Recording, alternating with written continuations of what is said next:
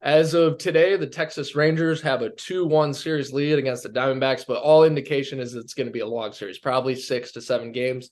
We'll see. Tonight's going to be a big indicator of that, too, if Texas can take a 3-1 lead. But anyways, what I'm curious about is because the Rangers haven't made it this far in a while, and the D-backs have not made it this far in a really long while, since 2001.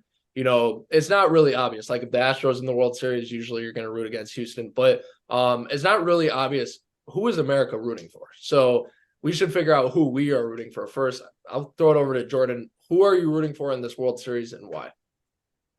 I feel like I am rooting for the Arizona Diamondbacks because to me, it's just it's really a pride thing keeping the World Series title in the National League, and also Arizona knocked out Philadelphia, so I feel like I owe it to them to root them on in the World Series. Jake? Yeah, I got pulled for the Arizona Diamondbacks as well. Like Jordan mentioned, it's a pride thing to keep the World Series in the NL. I don't know how everybody feels about that, but yeah, I just got root for my boy Tobin Carroll and Zach Galling, so I got the Diamondbacks in this one. So Evan.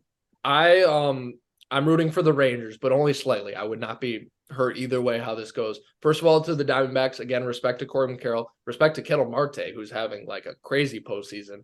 And then they're a fun roster to watch, right? So I'm not rooting against them. I'm just slightly rooting for the Rangers, not because of the league pride, but that's actually an interesting reason. So I'll say for sure my team's AL, so I'll root for an American League team also. But mainly because for a couple reasons. I think Bocce is a very likable manager. I've wanted the White Sox to get him in 2021 because he's a winner, but the game hasn't passed him so far up like Tony La Russa did when he came to the White Sox.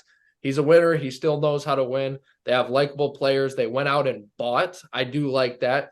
I don't like buying your entire team like the Mets, but the Rangers kind of did it right. They got some international signings. They did a mini rebuild. Not they didn't really do much like a true rebuild, but they did a mini rebuild where they sucked for a while. You get guys like Adolis Garcia in there who's going crazy, and then you go out and spend. You get Corey Seager, Marcus Simeon. I know he didn't pitch much this year, but Syndergaard, right? That's who's on Texas or Jacob DeGrom.